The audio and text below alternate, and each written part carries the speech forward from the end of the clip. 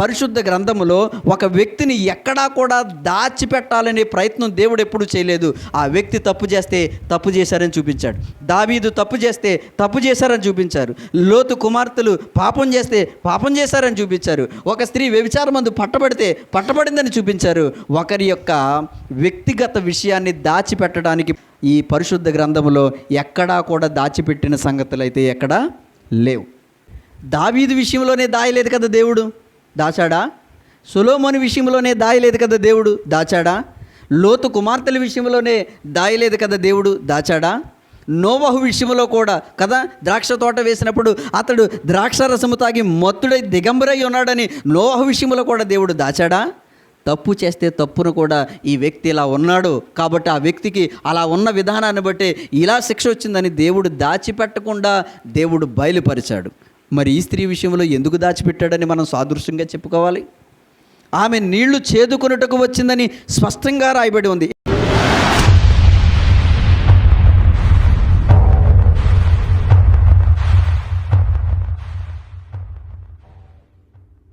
మన రక్షకుడును మన ప్రభువును యేసుక్రీస్తు వారి నామములో మీ అందరికీ కూడా ప్రత్యేకమైనటువంటి వందనాలు తెలియచేస్తూ ఉన్నాను.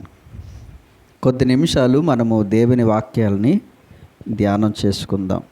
ఎప్పటి నుంచో వివాదాస్పదంగా ఉన్నటువంటి ఒక స్త్రీ కోసం మనము ధ్యానం చేద్దాం. ప్రియమైనటువంటి దేవుని బిడ్డలారా, ఈ లోకములో ఒక నీతి సూత్రం ఉంటుంది, మీ అందరికీ బాగా తెలుసు. చట్టం చేసేటువంటి వారు, శిక్షలు అమలు చేసేటువంటి వారు, గవర్నమెంట్ వ్యవస్థలో ఒక నీతి సూత్రం ఉంటుంది. మీరు వినే ఉంటారని అనుకుంటున్నాను. అదేంటంటే 100 మంది దోషులు తప్పించుకున్నా పర్లేదు కానీ ఒక నిర్దోషి కంట శిక్ష పడకూడదు అని అంటూ ఉంటారు. ఈ నీతి సూత్రం మీరు వినే ఉంటారు అని నేను అనుకుంటున్నాను. విన్నారా ఎప్పుడైనా? అయితే బైబిల్ నుంచి మనం గ్రహించగలిగేటువంటి మరొక నీతి సూత్రం ఏంటంటే, ఒక పరిశుద్ధుల మీద వేరొక అపనింద వేయకూడదు అనేది కూడా ఒక నీతి సూత్రంగా మనం భావించాలి. అంటే దుర్మార్గుడిని దుష్టుడిని చూచి నీకే అపాయమో రాదని చెప్పటం ఎంత పాపమో, పరిశుద్ధంగా జీవించినటువంటి వారి మీద చెడ్డ ముద్రను వేయటం కూడా అంతే పాపం. అర్థమవుతుందా? జాగ్రత్తగా ఆలోచన చేద్దాం. ప్రభువుని కలుసుకున్నటువంటి వ్యక్తులు కొంతమంది ఉన్నారు. ప్రభువే స్వయంగా కలుసుకున్నటువంటి వ్యక్తులు కొంతమంది ఉన్నారు. అదే కోవలో మనం ఆలోచన చేస్తే కనుక ఒక స్త్రీ ఉంది, సమరయ స్త్రీ. ఈ స్త్రీని కూడా ప్రభువే స్వయంగా వెళ్ళి కలుసుకుని మాట్లాడి సంభాషించినట్లుగా ఇక్కడ మనం చూస్తూ ఉన్నాం. జాగ్రత్తగా ఆలోచన చేయండి. ప్రియమైనటువంటి దేవుని బిడ్డలారా, యేసు ప్రభు వారు ఒకరోజు గలిలియా వెళ్ళాలి అని అనుకున్నారంట. ఎక్కడికి వెళ్ళాలనుకున్నారు ఆయన? గలిలియా వెళ్ళాలి అని అనుకున్నారు. ఈ 4వ అధ్యాయంలో మనం చూసినప్పుడు అంటే యేసు ప్రభు వారికి గలిలియా దేశం అదే ఫస్ట్ టైం కాదు వెళ్ళటం. అంతకుముందు కూడా ఒకసారి వెళ్ళారు. ఎప్పుడు అనంటే 1వ అధ్యాయము 43వ వచనంలో మనం చూసినప్పుడు, మరునాడు ఆయన గలిలియకు వెళ్ళగోరి ఫిలిప్పును కలుసుకున్నట్లుగా అక్కడ మనం చూస్తూ ఉంటాం. ఆయన ఎక్కడికి వెళ్ళాలనుకుంటున్నారంట? గలిలియకు వెళ్ళాలనుకున్నారు. ఆ తర్వాత 2వ అధ్యాయంలో చూసినప్పుడు అదే గలిలియలో కానా అనేటువంటి ఊరిలో అద్భుతం చేస్తారు. తర్వాత అదే ఊరిలో అక్కడే మరలా కపెర్నహూములో కొద్ది రోజులు ఉంటారు. ఆ తర్వాత 3వ అధ్యాయము 22వ వచనానికి వచ్చినప్పుడు గలిలీ నుంచి మరలా యోదయాకు తిరిగి వచ్చేసాడు ఆయన. 3వ అధ్యాయం 22వ వచనం.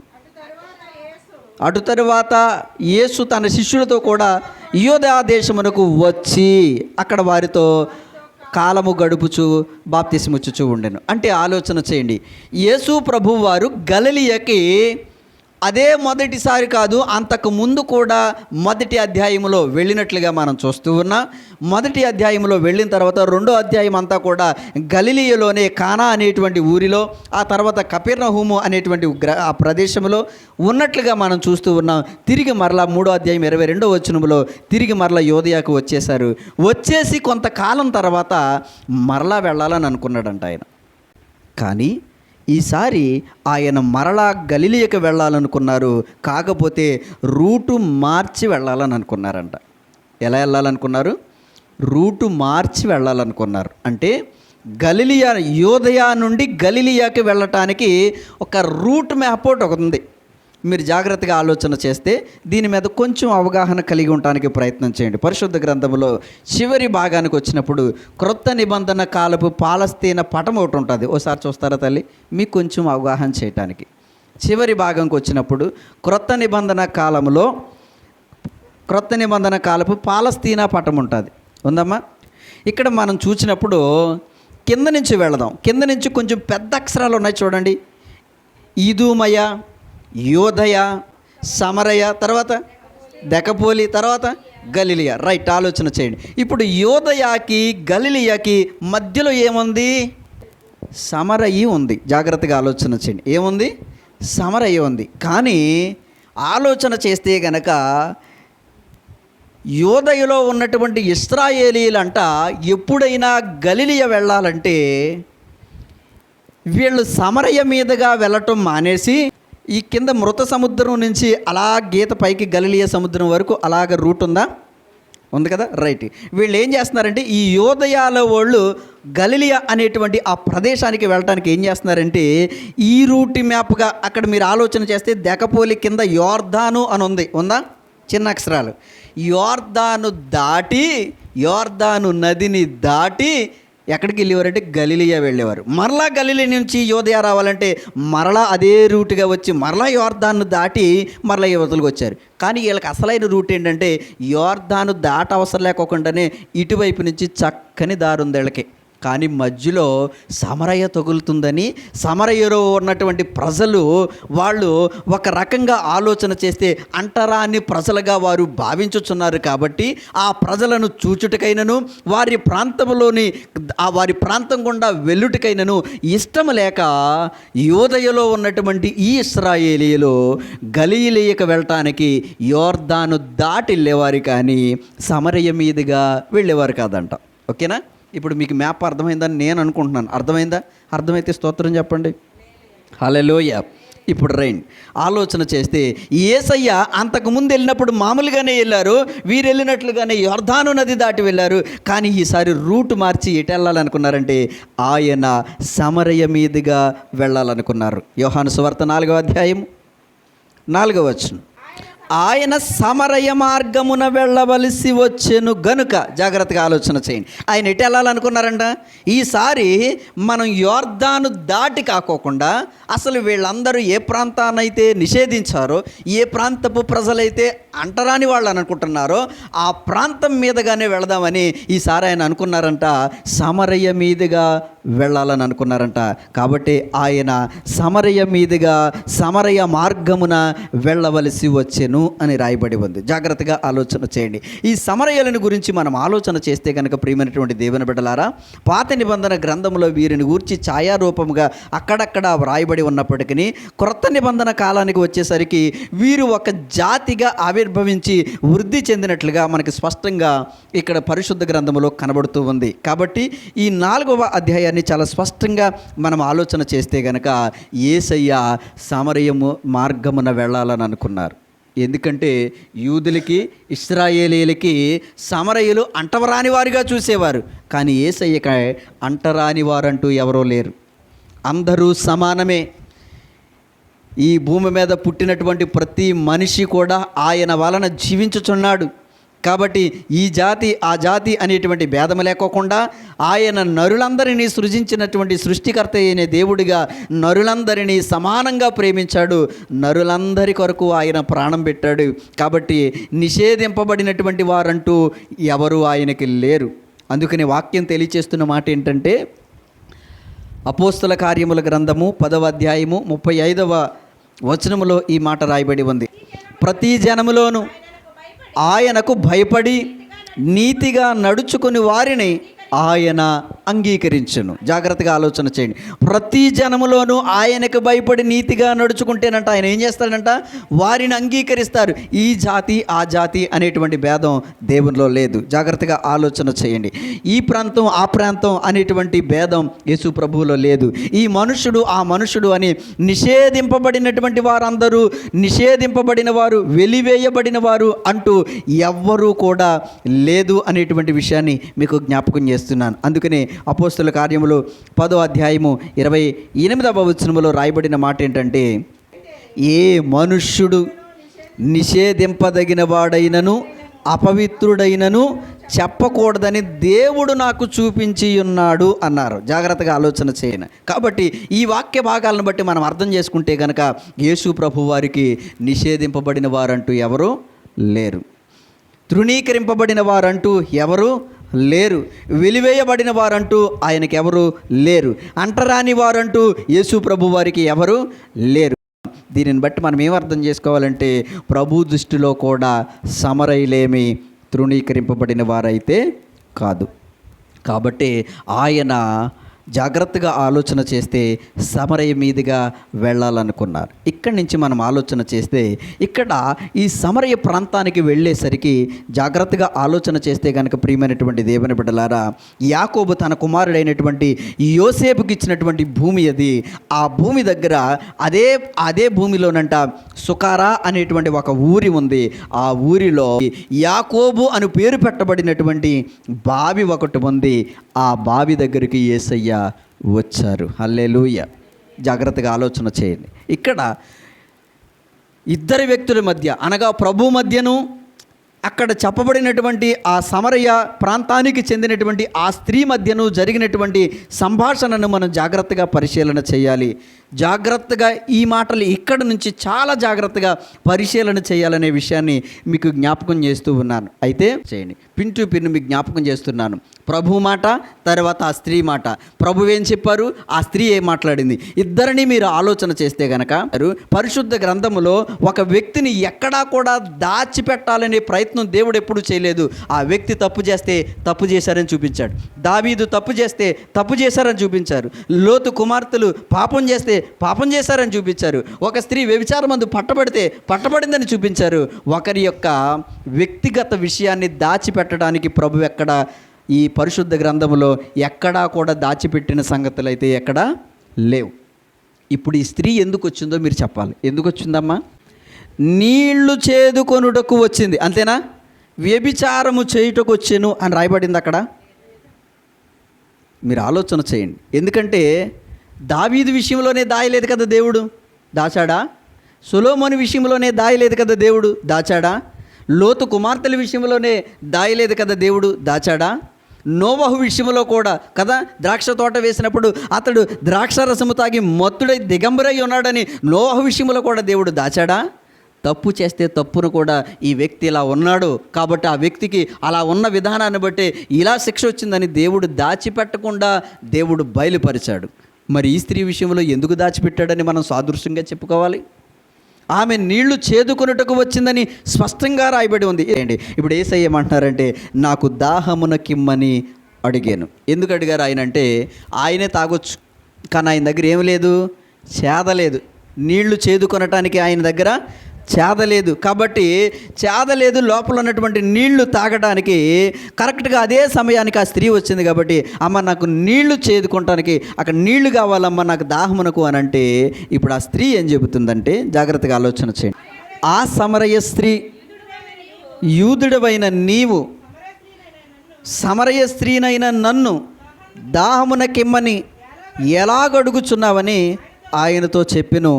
ఏలయనగా యూదులు సమరయులతో సాంగత్యము చెయ్యరు. జాగ్రత్తగా ఆలోచన చేయండి. ఇక్కడ ఈమెమంటుందంటే, ప్రభువుని మొదటిగా నీవు యూదుడవు అని గుర్తించింది. ప్రభు ఏం చెప్పలేదు కానీ ప్రభు వేసుకున్నటువంటి వస్త్రధారణను బట్టి నీవు యూదుడవు అని గుర్తించింది. కాబట్టి నీవు యూదుడవు, నన్ను ఎలా నీళ్ళు అడుగుతున్నావు? ఎందుకంటే మీకు మాకు ఏ రోజు కూడా సాంగత్యము లేదు. ఎందుకంటే మీరు యూదులు కదా, మీరు అసలు మా ప్రాంతం గుండా వెళ్ళటానికే ఇష్టపడరు. మా వంటి మనుషులు కనబడితేనే మీరు అసహించుకుంటారు. మా వంటి మనుషులతో మాట్లాడటానికే ఇష్టపడరు మీరు. కాబట్టి ఇంకా ఎవరూ చూడలేనటువంటి సమయం మేము వస్తేనే చేదరించుకునేటువంటి మీ జాతి ప్రజలు లేని సమయంలో, ఖాళీగా ఉండే సమయంలో నీళ్లు పట్టుకెళ్దామని వస్తే, ఎందుకంటే ఉదయం వస్తే మీ వాళ్ళు ఎవరో ఒకరు కనబడతారు, మమ్మల్ని చేదరించుకుంటారు. పోనీ సాయంత్రం వస్తే మళ్ళీ మీ వాళ్ళు ఎవరో ఒకరు యూదులు కనబడతారు, చేదరించుకుంటారు, అసహించుకుంటారు. ఇన్ని బాధలు ఎందుకు అని ఎవరూ లేని సమయంలో, ఏకాంతంగా ఉన్న సమయంలో నీళ్లు తీసుకెళ్దామని వస్తే కరెక్ట్గా మీరు అదే సమయానికి వచ్చారు. రావటమే కాకుండా నన్ను నీళ్లు కూడా అడుగుతున్నావు, మీకు మాకు సాంగత్యం లేదు కదా అని చెప్తుంది. అర్థమవుతుందా? జాగ్రత్తగా ఆలోచన చేయండి. అప్పుడు ప్రభు ఏం చెప్పారు 10వ వచనములో? అందుకు యేసు, నీవు దేవుని వరమును నాకు దాహమునకిమ్మని నిన్ను అడుగుచున్నవాడెవడో అది ఎరిగి ఉంటే నీవు ఆయనను అడుగుదువు, ఆయన నీకు జీవజలమిచ్చునని ఆమెతో చెప్పాను. జాగ్రత్తగా ఆలోచన చేయండి. ప్రభు ఏం చెప్తున్నారంటే, అమ్మా నీవు దేవుని వరమును నాకు దాహమునకిమ్మని నిన్ను అడుగుచున్నవాడెవడో అంటే ప్రభు ఏమడిగారంట? దేవుని వరమును దాహమునకిమ్మన్నారు. నిజమే, ఈరోజు మనం త్రాగేటువంటి నీళ్లు, మనం భుజించేటువంటి ఆహారం మనం తయారు చేసుకున్నాయి కదా, దేవుని వరం. అవునా కాదా? మనం తాగే నీళ్లు దేవుని వరం. ఆలోచన చేయండి. మనం ఎలా ఉన్నా సరే వాటిని ఫిల్టర్ చేసుకుని వాడుకుంటున్నాం, కానీ నీళ్లు తయారు చేసే ఫ్యాక్టరీ ఉందమ్మా? నీళ్లు తయారు చేసే ఫ్యాక్టరీ లేదు. ఆలోచన చేయండి. దేవుడిచ్చినటువంటి ఆహారాన్ని వండుకు తింటామేమో, కానీ ఆహారాన్ని మనం తయారు చేసుకోగలమా? చేసుకోలేం. కాబట్టి ఆహారమైనా నీళ్ళైనా సరే దేవుని వరమే. కాబట్టి దేవుని వరమైనటువంటి ఈ నీళ్లు నాకు దాహమునకిమ్మని నిన్ను అడుగుచున్న వారెవరో అది నువ్వు వెరిగుంటే అసలు నువ్వే తిరిగి అడుగుతావు ఆయన్ని, అప్పుడు ఆయన నీకు జీవజలము ఇచ్చును అన్నారు ఆయన. జాగ్రత్తగా ఆలోచన చేయండి. అంటే ప్రభువు జీవజలమిచ్చే దేవుడునని స్పష్టంగా చెబుతున్నాడు. తర్వాత ఆ స్త్రీ ఏమందంటే, అయ్యా. జాగ్రత్తగా ఆలోచన చేయండి. పిలుపు చూడండి. అమ్మ, వ్యభిచారి స్త్రీ అయితే అలా పిలుస్తుందమ్మా? వ్యభిచార స్త్రీ అయితే అలా పిలుస్తుందా? ఏమని పిలిచింది? అయ్యా. ఎంత గౌరవమైన మార్పన. ఇంగ్లీష్లో సార్ అని అర్థం అంట. అయ్యా అంటే ఇంగ్లీష్లో సార్ అని అర్థం అంట. ఆలోచన చేయండి, ఎంత గౌరవంగా పిలిచింది. అయ్యా, ఈ బావి లోతైనది, చేదు కొనటానికి నీకేమీ లేదు, ఆ జీవజలం నీకెలా దొరుకుతుంది? ఆ తర్వాత ఇంకేం చెబుతుంది? తానును తన కుమారులను పశువులను ఈ బావి నీళ్ళే త్రాగి మాకిచ్చిన మన తండ్రి అయిన యాకోబు కంటే నీవు గొప్పవాడివా అని ఆయనను అడిగాను. జాగ్రత్తగా ఆలోచన చేయండి ప్రియమైనటువంటి దేవుని బిడ్డలారా. ఏమంటుందంటే, అయ్యా ఈ బావి లోతైనది, చేదు కొనటానికి నీకేమీ లేదు. ఒకవేళ ఏమనుకుంటుందంటే జీవజలం ఇస్తానంటున్నాడు కదా ఈయన, ఇందులోంచి ఇస్తాడంటవా జీవజలం? ఇందులోంచి ఇవ్వాలంటే ఇంకా లోతుకి ఏమన్నా దిగి ఆయన ఏమైనా ఇస్తాడేమో అని అనుకుని ఏమంటుందంటే, అసలు నీ దగ్గర చేదే లేదు, నువ్వెలా ఇస్తావు లోపలికి వెళ్ళి అంటే? నువ్వు ఆమె చెప్పేటువంటి మాటలు ఎలా ఉన్నాయో ఆలోచన చేయండి. ఎంత స్పష్టంగా అయ్యా అని మంచి సంభాషణతో మాట్లాడుతుందో ఆలోచన చేయండి. ఒకవేళ వ్యభిచారం చేయడానికి వచ్చిన స్త్రీ అయితే ఆమె సంభాషణ ఎలా ఉంటుందా? ఎలా ఉంటుందో తెలుసా? వ్యభిచార స్త్రీ సంభాషణ సామెతల గ్రంథం 5వ అధ్యాయము 6వ వచనం చదవండి తల్లి ఒకసారి. జీవ మార్గమును ఏమాత్రము విచారింపదో దానికి తెలియకుండానే దాని పాదాలు అటు ఇటు తిరుగుతాయి. మరి ఈ స్త్రీ జీవ మార్గాన్ని గురించి విచారిస్తుంది. అయ్యా నీవిచ్చేటువంటి జీవజలం నాకు కూడా కావాలి, ఎలా ఇస్తావు? నీ దగ్గర చేదలేదు కదా. ఒకవేళ వ్యభిచార స్త్రీ అయితేనంట జీవ మార్గాన్ని గురించి విచారించదంట, కానీ సమరయ స్త్రీ జీవ మార్గాన్ని గురించి విచారిస్తున్నట్లుగా మనం చూస్తూ ఉన్నాం. ఏమంటుందంటే మన తండ్రి అంటుంది. ఎవరిని? యాకోబుని. అంటే ఆలోచన చేయండి, యాకోబు ఎవరో ఈమెకి తెలుసు. ఆది కాలంలో ఉన్నటువంటి యాకోబు ఎవరో ఈమెకి తెలుసు. యాకోబు నివసించిన ప్రాంతం ఏంటో ఈమెకి తెలుసు. ఈమె ఉన్నటువంటి ప్రదేశం ఏంటంటే పూర్వీకులు నివసించినటువంటి ప్రదేశం అంట.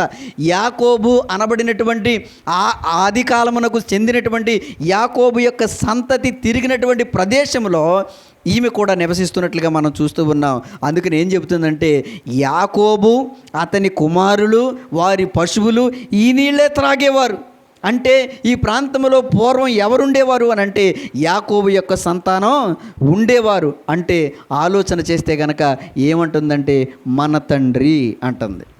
యాకోబుని ఏమంటుంది? మన తండ్రి అంటుంది. నువ్వు యాకోబు కంటే గొప్పోడువా అని అడుగుతూ ఉంది. ఎంత స్పష్టంగా మాట్లాడుతూ ఉందో ఆలోచన చేస్తే కనుక ప్రభు ఏం చెప్పారు అని అంటే అక్కడ, అందుకు యేసు, ఈ నీళ్లు త్రాగు ప్రతివాడు మరలా దప్పికొనను, నేనిచ్చు నీళ్లు త్రాగు వాడెప్పుడు దప్పికొనడు, నేను వానికిచ్చి నీళ్లు నిత్య జీవమునకై వానిలో ఊరేటి నీటి బుగ్గగా ఉండెనని ఆమెతో చెప్పాను. జాగ్రత్తగా ఆలోచన చేయండి. ప్రభు ఏమంటున్నారంటే, అమ్మా, ఈ నీళ్లు త్రాగేవాడు, ఒకవేళ నీవు ఈ బావిలో నీళ్ళు ఇస్తానని నువ్వు అనుకున్నావేమో, అందుకనే నా దగ్గర చేదలేదని అడుగుతున్నావు నువ్వు. ఈ నీళ్లు తాగేవాడు మరలా దప్పికొంటాడు, కానీ నేను ఇచ్చేది ఈ నీళ్ళు కదమ్మా, వేరే నీళ్ళు ఇస్తాను. నేను ఇచ్చే నీళ్లు తాగితే కనుక నీకెన్నటికీ కూడా దప్పిక అనేది ఉండదు. నేను ఇచ్చే నీళ్ళు ఎక్కడి నుంచి వస్తాయో తెలుసా? బావిలోంచి కాదు, నీలోనే పుడతాయి ఆ నీళ్లు.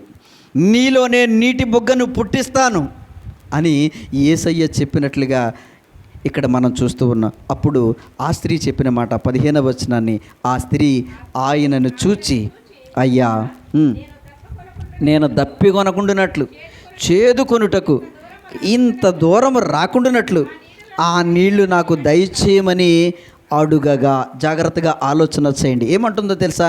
అయ్యా, నాకు ఇంకెప్పటికీ దాహం వేయకూడదు, ఎందుకంటే నేను ఇచ్చిన నీళ్ళు ఎప్పుడు తాగువాడు ఇంకెన్నటికీ దప్పికొనడం చెబుతున్నా కదా. అయ్యా, ఒకవేళ నిజంగా ఆ నీళ్ళే కనుక నాకు ఇస్తే నాకు దాహమే వేయదు. దాహం వేయకపోతే ఇంక నీళ్లు పట్టుకెళ్తానికి ఎంత దూరం కూడా రావాల్సిన పని లేదు. కాబట్టి ఆ నీళ్లు నాకు దయచేయవా అని అడుగుతుంది. అమ్మా, ఇక్కడి నుంచి మనం బావి దగ్గర నుంచి ప్రారంభిస్తే ఇక్కడి వరకు సంభాషణ దేనికోసం జరిగిందమ్మా?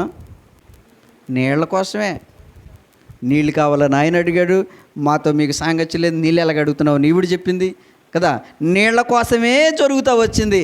అక్కడ నుంచి మనం ప్రారంభించి ఇక్కడ దాకా ఆలోచన చేస్తే కనుక నీళ్ల కోసమే వారి మధ్య సంభాషణ జరిగింది తప్ప మరి ఆ స్త్రీ వేరే అర్థాలను ఇచ్చేటువంటి మాటలు ఏమన్నా మాట్లాడిందమ్మా?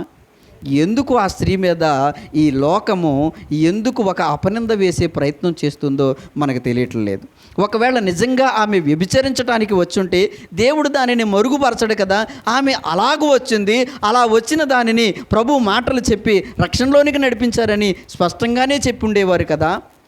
ఎందుకు నీళ్ల కోసం జరిగే సంభాషణని దానిని వేరే రకంగా అర్థం ఇచ్చేటట్లుగా ఎందుకు ఈ లోకం ప్రస్తావిస్తుందో ఒక్కసారి మనం పరిశీలన చేయాలి. ఆలోచన చేస్తే పరిశుద్ధుల మీద నింద మోపే ప్రయత్నము మనం ఎప్పుడూ చేయకూడదు. నిజంగా ఆలోచన చేస్తే ఒకవేళ వ్యభిచరించడానికి వస్తే గనక వ్యభిచారి స్త్రీ యొక్క సంభాషణ అలా ఉండదు. ఎలా ఉంటుందో తెలుసా? సామెతల గ్రంథం 7వ అధ్యాయం 10వ వచనం నుంచి చదవండి. ఎలా ఉంటుందో చూద్దాం ఒకసారి. అంతటా వేషం వేసుకున్న కపటమ గల స్త్రీ ఒకటి వాడిని ఎదుర్కొంటకు వచ్చినాం. అది బొబ్బలు పెడుతుంది, స్వేచ్ఛగా తిరుగుతుంది, దాని పాదములు దాని ఇంట నిలవ. ఒకప్పుడు ఇంటెదుట, ఒకప్పుడు సంత వీధిలో అది ఉండును. ప్రతి సందు దగ్గర పొంచుంటుంది. అది వాడిని పట్టుకొని ముద్దు పెట్టుకొని సిగ్గుమల్ని మొహం పెట్టుకొని ఇట్లంటుంది, సమాధాన బల్లో నేను అర్పించవలసి ఉండుని, నేను నా మొక్కుబళ్ళు చెల్లించి ఉన్నాను, కాబట్టి నేను నిన్ను కలుసుకున్న వాళ్ళని రాగా నిన్ను ఎదుర్కొన్న వాళ్ళని బయలుదేరగా నువ్వే కనపడ్డావు నాకు అని చెప్పి ఏమంటుందంటే, నా మచ్చం మీద రత్న కంబళ్ళు, ఐగుప్తుని వచ్చిన విచిత్రపు పనిగల నార దుప్పట్లు వేసి ఉన్నాను, నా పరుపు మీద బోళము ఆగరు కారుపు చెక్క చల్లి ఉన్నాను, ఉదయం వరకు తృప్తి పొందుదుము రమ్మని, పరస్పర మోహము చేత చాలా సంతృష్టి నొందుదుము రమ్మని. ఇంకేం చెప్తా తెలుసా? పురుషుడు ఇంటి లేడు, దూరం ప్రయాణం చేశాడు అని ఇలా ఆలోచన చేస్తే కనుక నా పురుషుడు సొమ్ము సంచేత పట్టుకుని పోయాడు, పున్నం నాటి దాకా రాడు. ఇలాగా అది తన అధికమైన లాలన మాటల చేత వానిని లోపరుచుకొనును, తాను పలికిన ఇచ్చకపు మాటల చేత వాని నీడ్చుకొని పోవును అని రాయబడి ఉంది. అవునా కదా అమ్మా? ఒక్కసారి మనసు పెట్టి ఆలోచన చేయండి. ఇలా సమరయ స్త్రీ ఎక్కడైనా మాట్లాడిందా? లాలన మాటలు మాట్లాడిందా? బొబ్బలు పెట్టినట్లుగా, స్వేచ్ఛగా తిరిగినట్లుగా, పాదాలు కుదురుగా లేనట్లుగా ఉందా? స్పష్టంగా బావి దగ్గరికి వచ్చింది. బావి దగ్గరే నిలబడి మాట్లాడుతూ ఉంది. ఎంత సంభాషణ మాట్లాడుతుందంటే పితరులను గురించి, యాకోబును గురించి కూడా సంభాషించినట్లుగా ఇక్కడ మనం చూస్తూ ఉన్నాం. తర్వాత మనం ఆలోచన చేస్తే కనుక, తర్వాత ఆమె చెప్పినటువంటి ఇంకొక విషయాన్ని మనం ఆలోచన చేస్తే ప్రభువు ఏమన్నారంటే, సరేనమ్మా, నువ్వు అడుగుతున్నావు కాబట్టి ఆ నీళ్ళయ్యో నీకు ఇచ్చేస్తాను, కాకపోతే ఒక విషయం ఏంటంటే నువ్వు వెళ్ళి నీ పెనిమిటిని పిలుచుకొని రా అని అన్నారు. చదువు తల్లి 16వ వచనం. యేసయ్య అన్నారు, నువ్వు వెళ్ళి నీ పెనిమిటిని పిలుచుకొని ఇక్కడికి రమ్మని ఆమెతో చెప్పాను. జాగ్రత్తగా ఆలోచన చేయండి. ఆమె ఏమంటుందో తెలుసా? నాకు పెనిమిటి లేడని చెప్పింది. ఏమని చెప్పింది? లేడని చెప్పింది. ఇప్పుడు యేసయ్య ఏమంటున్నారో తెలుసా? నాకు పెనిమిటి లేడని నీవు చెప్పిన మాట సరియే అంటే కరెక్టే. అబద్ధం చెప్పిందా అంటే నిజమే చెప్పింది. అబద్ధం చెప్పిందమ్మా? ఒకవేళ అబద్ధం చెప్తే అబద్ధం చెప్పావమ్మా అని ప్రభువే అందరు ఏమంటున్నారు తెలుసా? అమ్మ, నీకు పెనిమిటి లేడన్న సంగతి నువ్వు చెప్పావు కదా, అది సరియే. కాకపోతే ఇంకో విషయం ఏంటంటే, నీకు 5 పెనిమిట్లుండిరి అంటే ఒకప్పుడు, ఇప్పుడు కాదు. ఎప్పుడంట? 5 పెనిమిట్లుండిరి. ఎప్పుడు? ఒకప్పుడు. జాగ్రత్తగా ఆలోచన చేయండి. ఈ పెనిమిట్లను ఈ కొండే పట్టుకుంటున్నారు అందరూ కూడా. ఈ కొండని ఈ పెనిమిట్లని పట్టుకుంటున్నారు. ఒక్కసారి మనం పరిశీలన చేద్దాం. నీకు ఒకప్పుడు 5 పెనిమిట్లుండిరి, ఇప్పుడున్నవాడు నీ పెనిమిటి కాడు. సత్యమే చెప్పుచున్నావు. జాగ్రత్తగా ఆలోచన చేయండి. ప్రియమైనటువంటి దేవుని బిడ్డలారా, ఆమె అంటే ఏం చెప్పిందంట? సత్యం చెప్పిందంట. అంటే అబద్ధం ఆడలేదు. పొరుగోడు కదా, ఈయనకేం తెలుసులే, ఏదోటి చెప్పేస్తే సరిపోతుంది కదా అని అనుకోలేదు. ఒకవేళ జీవజాలం ఇస్తానంటున్నారు కదా, ఇంతకుముందు 5 ఉండేవారు, వాళ్ళు ఏమయ్యారో తెలియదు, కాలగర్భంలో కలిసిపోయారు. మొత్తం మీద ఇప్పుడు ఒకడు ఉన్నాడు, ఎవరో సంరక్షకుడిని కూడా పెనిమిటేనంటారు. కాబట్టి ఆ ఉన్నవాడిని ఎవడో, ఈ బాధలన్నీ ఎందుకు, ఉన్నవాడినే తీసుకొచ్చి ఈయనే నా పెనిమిటి అంటే ఆయన జీవజాలం ఇచ్చేస్తాడు కదా అని ఇవన్నీ కూడా మాయ చేసేటువంటి ప్రయత్నం చేయలేదు. జాగ్రత్తగా ఆలోచన చేస్తే గనక వెంటనే ఆమె చెప్పిన మాట ఏంటంటే 19వ వచనంలో అంటుంది, అయ్యా నీవు ప్రవక్తవని గ్రహించుచున్నాను. జాగ్రత్తగా ఆలోచన చేయండి. మొదటేమో యూదుడు అని అన్నది, నువ్వు యూదుడివి కాబట్టి మీకు మాకు సాంగత్యం లేదు అంది. ఈ సంభాషణ, ఈ 10 వచనాల సంభాషణ జరిగేసరికి ఏముంటుందో తెలుసా? నువ్వు ప్రవక్తవి. నాకు అర్థమైంది ఆ విషయం, నేను గ్రహించుచున్నాను. జాగ్రత్తగా ఆలోచన చేయండి. నిజంగా మనం ఆలోచన చేస్తే కనుక ప్రియమైనటువంటి దేవుని బిడ్డలారా, ఇక్కడ నాకు వచ్చినటువంటి ఈ వచ్చిన భాగాలను ధ్యానిస్తున్నప్పుడు నాకు వచ్చినటువంటి ఒక పెద్ద ప్రశ్న ఏంటంటే, నిజంగా ఈమె వ్యభిచారించడానికి వస్తే పాత నిబంధనలో చెప్పబడిన ప్రవక్తల కోసం ఈమెకి ఎలా తెలుసు? ఇది నా ప్రశ్న. అందుకనే కదా అంటుంది, ప్రవక్త అయితే ఇలా మాట్లాడతారు, ప్రవక్త అయితే నిజంగా ఇలాగే ఉంటారని. అయ్యా నువ్వు ప్రవక్తవని నాకు అర్థమైంది, ప్రవక్తవని నేను గ్రహించుచున్నాను అన్నారు. ప్రియమైన దేవుని బిడ్డలారా, ఒకసారి ఆలోచన చేయండి. బైబిల్లో సాదృశ్యాలు లేవని నేను చెప్పను, కొన్ని విషయాలలో సాదృశ్యాలు ఉన్నాయి. ఆలోచన చేయండి. కుష్టు పాపానికి సాదృశ్యం. నేనే చెప్తాను. ఎలా చెప్పగలను నువ్వు అనంటే, పాపం చేసిన వెంటనే దేవుడు కుష్టుని రప్పించిన సందర్భాలు ఉన్నాయి. ఉజ్జియ పాపం చేశాడు, వెంటనే దేవుడు కుష్టుని రప్పించాడు. మిరియాము పాపం చేసింది, వెంటనే దేవుడు కుష్టుని రప్పించాడు. అంటే పాపము చేసిన వెంటనే దేవుడు అమలు చేసేటువంటి వ్యాధి కుష్టు. కాబట్టి పాపానికి సాదృశ్యంగా, పాపానికి శిక్షగా కుష్టు ఉంది అని నేను చెప్పగలను. మరి వ్యభిచారానికి కొండ సాదృశ్యమని ఇంకెక్కడైనా సందర్భాలు అనిపిస్తున్నాయో మనకి? ఇదిగో పలానా సందర్భాన్ని బట్టి వ్యభిచారానికి ఈ కొండే సాదృశ్యం, ఈ వ్యభిచారానికి కొండ సాదృశ్యం అని బైబిల్ గ్రంథంలో ఇంకెక్కడైనా చెప్పడానికి, అన్వయించడానికి తగినటువంటి ఆధారాలు ఏమైనా అనిపిస్తూ ఉన్నాయా? ఒక్కసారి ఆలోచన చేయండి. సాదృశ్యాలు లేవని నేను చెప్పను, కానీ ఈ కొండ వ్యభిచారానికి సాదృశ్యం కాదని నా మనసుకు అనిపిస్తూ ఉంది. ఎందుకంటే ఈమె ప్రవక్తలను ఎరిగినటువంటి స్త్రీ. హల్లెలూయా. ఆమె ప్రవక్తలను ఎరిగినటువంటి స్త్రీ, ప్రవక్తల కోసం తెలిసినటువంటి స్త్రీ, పితరుల కోసం తెలిసినటువంటి స్త్రీ. యాకోబు మన తండ్రి కాబట్టి యాకోబు సంతానం ఈ ప్రదేశంలోనే నివసించారు అని ప్రభుతో సూటిగా మాట్లాడినటువంటి స్త్రీగా ఇక్కడ మనకు కనబడుతూ ఉంది. అందుకని ఏం చెబుతుంది అని అంటే, ఇంకో మాట కూడా చెబుతుంది 20వ వచనంలో, మా పితరులు ఈ పర్వతమందు ఆరాధించిరి, కానీ ఆరాధించవలసిన స్థలం యెరూషలేములో ఉన్నదని మీరు చెప్పుదురని ఆయనతో అనగా. ఏం మాట్లాడుతుందమ్మా అసలు? నిజం చెప్పండి. అసలే ఇప్పుడేం మాట్లాడింది?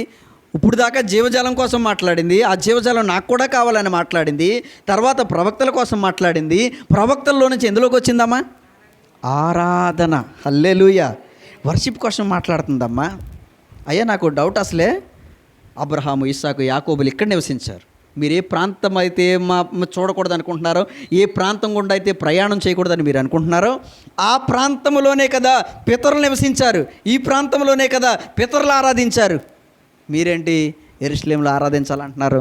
అస్సలు మీరందరూ మా ప్రాంతానికి రావడానికి వెలివేయబడిన ప్రాంతం సమరయ ప్రాంతం అని సమరయకుండా రాకోకుండా యొర్దాను దాటి అవతలకి వెళ్తున్నారు మీరు. అవునా కాదా? కానీ అసలు ఈ ప్రాంతం ఒకప్పుడు ఎవరిదే? పితరులు దేవునిని ఆరాధించిన పరిశుద్ధమైనటువంటి ప్రాంతం ఇది. అలాంటి భూమిది. మీరు ఏమంటున్నారో తెలుసా? యెరూషలేములో ఆరాధించాలని అక్కడికి వెళ్తున్నారు. అసలు పితరులు ఇక్కడ కదా ఆరాధించిందని ప్రభు దగ్గర సంభాషిస్తుంది. దేనికోసం అంటే ఆరాధన కోసం మాట్లాడుతుంది. దేనికోసం మాట్లాడుతుంది? ఆరాధన కోసం మాట్లాడిందమ్మా. ప్రవక్తల కోసం మాట్లాడిందమ్మా. ఆలోచన చేయండి. ప్రవక్తల కోసం మాట్లాడింది, ఆరాధన కోసం మాట్లాడింది. ఇలాంటి స్త్రీని మనం జాగ్రత్తగా ఆలోచన చేస్తే లోకములో ఒక నింద వేయటం అనేది ఎంతవరకు సబబు అనేటువంటి విషయాన్ని ఆలోచన చేయాలి. ప్రభు ఏం చెప్తున్నారో తెలుసా? ఇక్కడ ఆలోచన చేయండి. ఇంకో మాట మీకు ఇందులో జ్ఞాపకం చేయవలసిన మాట ఇంకొకటి ఉంది. ఇక్కడ ఏమన్నారో తెలుసా? ప్రభు ఏమన్నారంటే, నీకు 5 భర్తలు ఉన్నారు అన్నారు. ఏమన్నారు? ఎవరున్నారంటే పెనిమిట్లు 5 ఉన్నారు. ఈ విషయాన్ని కూడా ఒకసారి మనం ఆలోచన చేద్దాం. వేల సంవత్సరాల క్రితమే ప్రభు చెప్పిన నీతి ఒకటి ఉంది. ఇలా ఎందుకు అర్థం చేసుకోలేదో నాకు అర్థం అవట్లేదు. వేల సంవత్సరాల క్రితమే ప్రభు చెప్పిన నీతి తామారు విషయంలో మీకు చెప్పన్నది మీకు జ్ఞాపకం ఉంది. దేవధర్మం జరిగించినటువంటి స్త్రీ అని. వేల సంవత్సరాల క్రితమే దేవధర్మం ఏంటంట? ఒకడు తన సహోదరుడు ఇశ్రాయేలీలో ఒకడు చనిపోతేనంట, సంతానం లేకుండా చనిపోతేనంట, వాడు తన యొక్క సహోదరుని యొక్క సంతానము భూమి మీద నిలిచి ఉండినట్లుగా ఎవరైతే చనిపోయారో వారి భార్యను తన భార్యగా చేసుకుని అతనికి సంతానం కలగ చేయాలి అని దేవుడు చెప్పినటువంటి దేవధర్మము యొక్క నీతి ఒకటి ఉంది. అలాగున ఎంతమంది చనిపోతే అంతమంది తర్వాత ఆమెకి ఇవ్వాలి అనేటువంటి వాక్య నెరవేర్పు కూడా మనము పరిశుద్ధ గ్రంథంలో చూస్తూ ఉన్నాం. యోధా అదే చేశాడు కదా తామారు విషయంలో కదా. ఏరు చనిపోతే ఓనానిచ్చాడు. ఓనాను చనిపోతే మరలా తర్వాత తన 3వ కుమారుణ్ణి ఇవ్వటానికి, శాలాన్ని ఇవ్వటానికి కొంత సమయం పడుతుంది, అంతవరకు నువ్వు పుట్టింటి దగ్గర ఉండమని చెప్పినట్లుగా మనం తామారు విషయంలో చూస్తూ ఉన్నాం. అదే విషయాన్ని ప్రభు దగ్గర కూడా ప్రస్తావించారు. మత్తయి సువార్త 22వ అధ్యాయము 24వ వచనం. బోధకుడా, ఒకడు పిల్లలు లేకుండా చనిపోయిన ఎడల అతని సహోదరుడు అతని భార్యను పెళ్లి చేసుకుని తన సహోదరునికి సంతానం కలగ చేయవలనని మోషే ధర్మశాస్త్రంలో చెప్పాడు. జాగ్రత్తగా ఆలోచన చేయి. ఏం చేయాలంటమ్మా? దేవుడు చెప్పిన నీతి సూత్రం, దేవుడు చెప్పిన దేవధర్మం ఏంటంట? ఒకడు పిల్లలు లేకుండా చనిపోతే అతడంట తన సహోదరుడు అతని భార్యను పెళ్లి చేసుకొని సంతానం కలగ చేయాలి. అయితే ఇక్కడ సందర్భం జరిగింది. ఏంటి అనంటే, అలాగే ఒక సహోదరుడు చనిపోతే ఇంకొకడు చేసుకున్నాడంట. చదువు తల్లి. ఎంతమంది చేసుకున్నారు అలాగే? మాలో 7 సహోదరులు ఉన్నారు. మొదటివాడు పెళ్లి చేసుకుని చచ్చిపోయాడు. అతనికి సంతానం లేనందున అతని సహోదరుడు అతని భార్యను తీసుకున్నాడు. 2వవాడు, 3వవాడు, 7వవాడి వరకు అందరూ అలాగే జరిగించి చనిపోయారు. ఇప్పుడు ఈమెకి ఎంతమంది భర్తలు చెప్పండి అమ్మా? ఇప్పుడు ఈవిడికి ఎంతమంది భర్తలు చెప్పండి? ఎంతమంది భర్తలు? 7 భర్తలు. ఎందుకంటే మొదటివాడు, 2వవాడు, 3వవాడు అలాగా 7వవాడి వరకు అందరూ చనిపోయారు. ఎంతమంది చనిపోతే అంతమంది కూడా ఆమెకు సంతానం కలగ చేయటానికి తర్వాత తన సహోదరుడు తప్పకుండా ఆమెను వివాహం చేసుకోవాలి. దేవుడు చెప్పిన నీతది. అదే విషయాన్ని ప్రభు దగ్గర ప్రస్తావిస్తే ఇప్పుడు ఏమంటున్నారంటే, వాళ్ళు పునరుద్ధానమందు 7 ఎవరికి ఆమె భారీగా ఉంటుంది అని అంటే ప్రభు ఏం చెప్పారంటే, అయ్యా పునరుద్ధానములు అయితే పెళ్ళిళ్ళకి ఇయ్యబడరు, పెళ్ళిళ్ళు చేసుకోబడరు. మీరు లేఖనాలను ఎరుగక దేవుని శక్తిని ఎరగక పొరబడుచున్నారు. కాబట్టి ఆ పునరుద్ధానములు అందరూ కూడా పరలోకమందున్న దూతల వలె ఉంటారు అని అన్నారు. మరి ఈ వరుసలో ఎందుకు ఆలోచన చేయలేదు? 5 పెనిమిట్లుంటే ఒకవేళ ఓ సహోదరుడు చనిపోతే మరలా ఇంకొక సహోదరుడు ఆమెను వివాహం చేసుకుంటే అలాగున ఒకవేళ ఇప్పుడు ఉన్నారని చెప్పారా? పెనుముట్లుండిరి అన్నారు ఆయన. ఒకప్పుడు ఉన్నారని చెప్పారా? ఇప్పుడు ఉన్నారని చెప్పాడు ఆయన. ఒకప్పుడు ఉండేవారు ఒక ఐదుగురు పెనుమట్లు ఉండిరి, ఇప్పుడు ఒకడు ఉన్నాడు. చెప్పారా లేదా?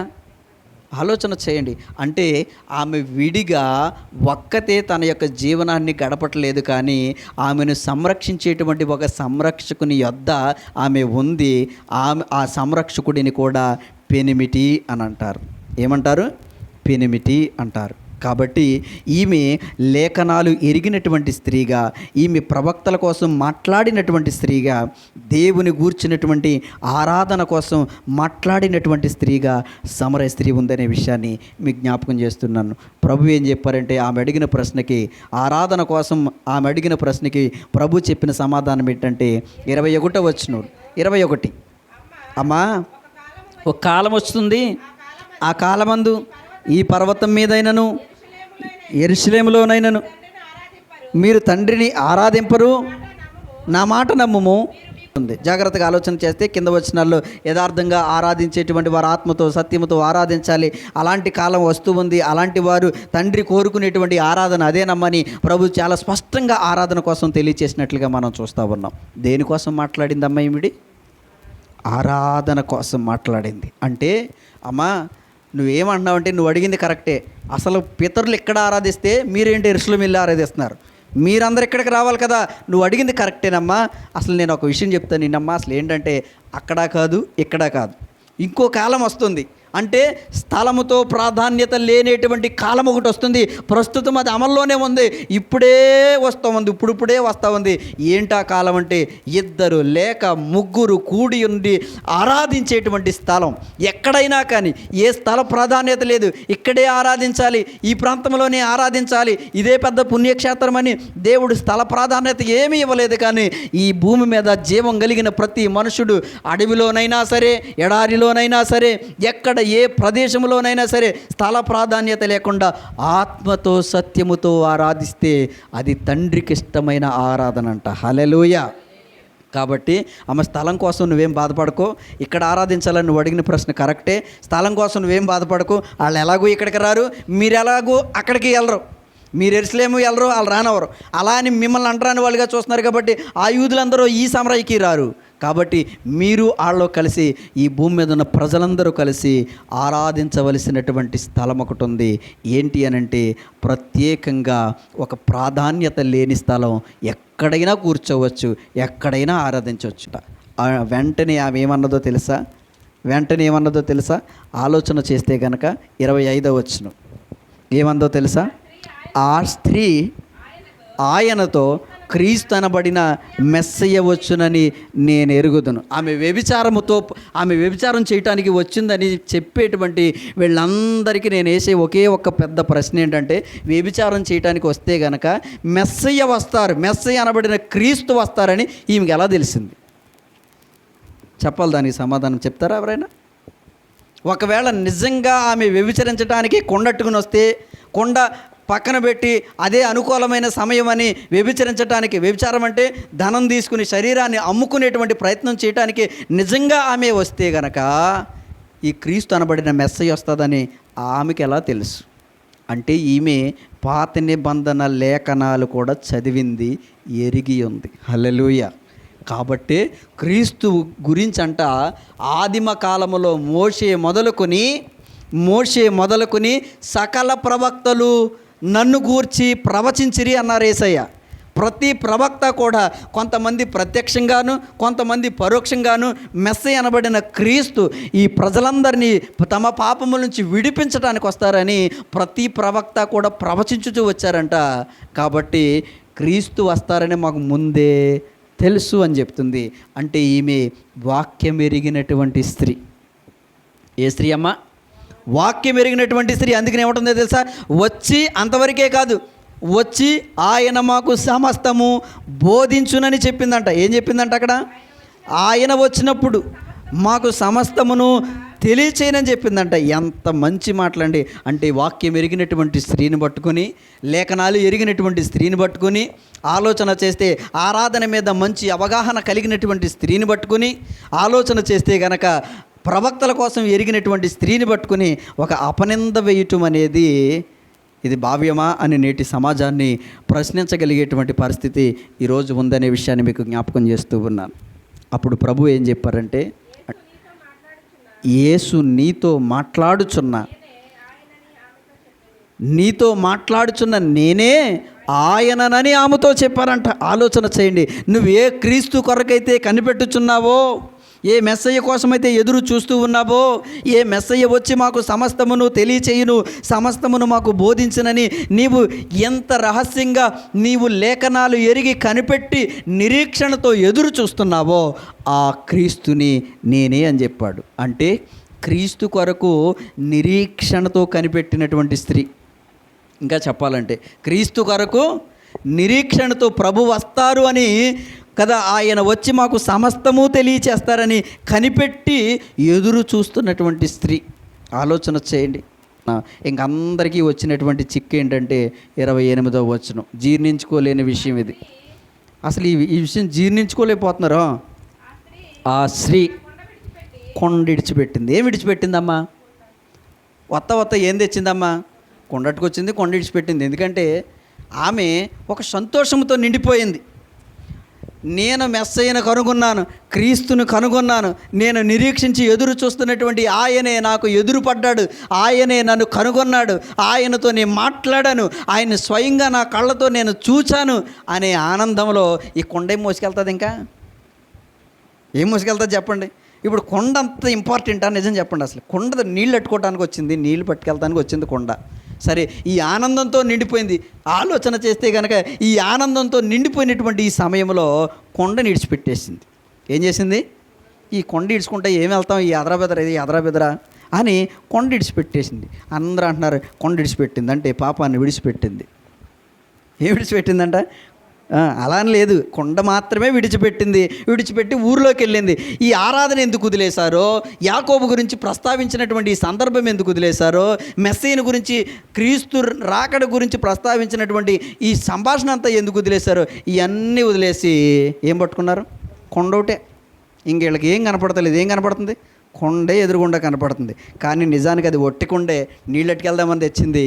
మరలా ఆనందంలో ఆ కొండ అక్కడ వదిలిపెట్టేసి వెళ్ళి ఎక్కడికి వెళ్ళింది? ఊరిలోనికి వెళ్ళి, మీరు వచ్చి నేను చేసినవన్నీ నాతో చెప్పిన మనుష్యుణ్ణి చూడుడి, ఈయన క్రీస్తు కాడా అని ఆ ఊరి వారితో చెప్పగా. ఆలోచన చేయండి.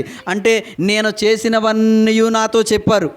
ఏమేం చేశానో, నువ్వే ఆరాధన చేశావో దానికోసం ఆయన ప్రస్తావించారు, నువ్వే భక్తి చేశావో దానికోసం ఆయన ప్రస్తావించారు. ఇవన్నీ నేను ఏమేమైతే రహస్యంగా చేసుకునే నిరీక్షణతో ఎదురు చూస్తున్నానో అవన్నీ నాతో చెప్పారు. ఒకవేళ నిజంగా నేను చేసినవన్నీ నాతో చెప్పారంటే, నేను ఇంతకుముందు ఎక్కడెక్కడ వ్యభిచరించానో అవన్నీ నాతో చెప్పారంటే, ఇందులో నువ్వు పలానా పాపం చేసావు అని అక్కడ ఎక్కడన్నా చెప్పినట్టుగా ఉందా ప్రభు? చెప్పలేదు. కానీ ఏ భక్తి అయితే, ఏ విశ్వాసం అయితే ఆమెకి ఉందో దానిని గురించి ఆమె ఏంటిందంటే, నేను చేసినవన్నీ నాతో చెప్పారు. ఈయనే కదా క్రీస్తు అని ఏం చేసిందంట? ఊరి వారందరితో చెప్పి ఆ ఊరిలో నుండి వారందరినీ కూడా బయలుదేరి ఆయన యొద్దకి వచ్చారంట. నిజంగా చెప్పాలంటే ఈమె మీద ఇంకో విషయం మనం అర్థం చేసుకోవాలి. ఊరందరికీ ఈమె మాట అంటే చాలా నమ్మకం లేకపోతే వీళ్ళందరూ కదిలొస్తారా? నిజంగా ఈమెకి ఊర్లో మంచి సాక్ష్యం లేదనుకోండి, నిజంగా ఈమె వ్యభిచారే అని అనుకోండి కాసేపు, లేకపోతే ఈమె ఇంకా మంచి సాక్ష్యము, భక్తి, విశ్వాసం లేని స్త్రీ అని అనుకుందాం. ఎవరు నమ్ముతారమ్మా? వెళ్ళవమ్మా, చెప్పావు కానీ ఇలాంటి కబుర్లు ఎన్నో మాటలు విన్నాం, మేమెందుకు వస్తామని అంటారు. కానీ వస్తారా? ఒకరిద్దరు కాదంట, ఏకంగా మొత్తం ఊరోళ్ళు అందరూ వచ్చారంట. ఎంత గొప్ప సంగతో. అంటే ఈమె మాట మీద ఊరి వారికి ఎంత నమ్మకం ఉందో ఆలోచన చేయండి. ఈమె సాక్ష్యము ఊరిలో బాగుంది కాబట్టే, ఈమెకి ఊరిలో మంచి సాక్ష్యం ఉంది కాబట్టే ఇప్పుడు ఎవరైనా వచ్చారు, ఏదో జరిగిందని ఓ నమ్మకస్తుడో మంచి పేరు కలిగిన వాడో చెప్తే, అవునా నిజంగా జరిగే ఉంటుందని వెళ్ళి మనం చూసొస్తాం ఏం జరిగిందో. అంతేగాని ఒక అపహాసకుడో, త్రాగుబోతాడో, ఎలా కొలలాడేవాడో, సరిగా జీవించలేనటువంటి వాడు, సరిగా సాక్ష్యం లేనటువంటి చెప్పడానికో వీడు ఎలాగే చెప్తాడు, వీడి మాటలు నమ్మకంటారు. అవునా కదా? కానీ ఈమె మాట నమ్మి వెళ్ళారంటే ఈమె మాట మీద ఈ ఊరందరికీ ఎంత నమ్మకం ఉందో దీనిని బట్టి మనం అర్థం చేసుకోవాలి. సమరయ పట్టణస్థులందరినీ ప్రభు యొద్దకు నడిపించిందంట. ఇంకా ఆలోచన చేస్తే ఆ ప్రాంతానికే ఆమె ఒక గొప్ప సాక్షిగా మారిందంట. 39వ వచనాన్ని చదవండి. 39వ వచనం. నేను చేసినవన్నీ నాతో చెప్పినని సాక్ష్యమిచ్చిన స్త్రీ యొక్క మాటను బట్టి ఆ ఊరిలోని సమరయులందరూ అనేకులు ఆయన యందు విశ్వాసముంచిరి. హల్లెలూయా. ప్రభువుకి తెలుసు ఎవరికి ఏ మాట చెబితే ఆమెను బట్టి ఎంతమంది రక్షణలోనికి వస్తారు. ఎవరిని పిలుచుకుని ఎవరిని సేవలోనికి పిలుచుకుంటే ఆ సేవలో అతనిని బట్టి ఎంతమంది రక్షణలోనికి వస్తారో ప్రభువుకి తెలుసు. కాబట్టి ఎవరిని పిలవాలో ప్రభు వారినే పిలుస్తారు. కాబట్టి సమరయ స్త్రీని వెతుకి కనుగొని వెళ్ళినప్పుడు మనందరము మొదట సమరయ స్త్రీ ఒక్కతనే చూచాం. కానీ ప్రభు ఎవరిని చూసారో తెలుసా? సమరయ స్త్రీ యొక్క సాక్ష్యాన్ని బట్టి నమ్మి వచ్చేటువంటి ఊరి ప్రజలందరినీ ఆయన ముందే చూచాడు. హల్లెలూయా. అందరూ వచ్చి ఏమన్నారో తెలుసా? అమ్మ, నువ్వు ఇంతవరకు నీ మాట మీద వచ్చాం, కానీ అసలు నీ మాట కాదమ్మా, మేము ఆయన చూడగానే నీ మాటను బట్టి కాక మా బట్టి మేమే ఈయన నిజంగా లోకరక్షకుడని నమ్మమని సాక్ష్యం ఇచ్చారు. కాబట్టి ప్రియమైన దేవుని బిడ్డలారా, ఈ స్త్రీ కోసం మనం ఆలోచన చేస్తే ఆమె ఓ మంచి భక్తి కలిగినటువంటి స్త్రీ. ఆమె ఒక లేఖనాలను ఎరిగినటువంటి స్త్రీ, మంచి సాక్ష్యము, ఊరి వారి దృష్టిలో మంచి సాక్ష్యము కలిగినటువంటి స్త్రీ. ఇంకా ఆలోచన చేస్తే మెస్సీయ అనబడిన క్రీస్తు కొరకు నిరీక్షణతో ఎదురు చూసినటువంటి స్త్రీ. నిజంగా ఆమె వ్యభిచరించడానికి వస్తే కనుక ఇన్ని మంచి మాటలు మాట్లాడవలసిన అవసరం ఆమెకి ఉండదు. ఎందుకంటే వ్యభిచార స్త్రీ అయితే జీవమార్గాన్ని గురించి విచారించదు. ఆమె ఒక్కచోట కుదురుగా నిలబడదు. దాని పాదములో కొద్దిసేపు అటు కొద్దిసేపు ఇటు తిరుగులాడుతుంటుంది. ఆమె తన లాలన మాటల చేత ఇచ్చకపు మాటలు మాట్లాడుతుంది. ఆమె నోటి మాటలంట నూనె కంటే నునుపుగా మాట్లాడుతుందంట. ఈ లక్షణాలు ఈ స్త్రీలో లేవండి. ఆరాధన కోసం, క్రీస్తు కోసం, ప్రవక్తల కోసం, లేఖనాల కోసం మాట్లాడి మంచి సంభాషణ కలిగి మంచి సాక్ష్యం కలిగినటువంటి స్త్రీగా ఈ స్త్రీని మనం చూస్తూ ఉన్నాం. కాబట్టి కొన్నిసార్లు మన జీవితంలో కూడా మనలను కూడా కొంతమంది తప్పుగా అర్థం చేసుకునే వాళ్ళు చేసుకుంటారు. కానీ దేవుని దృష్టిలో మన సాక్ష్యం ఎలా ఉందో మనం చూసుకోవాలి.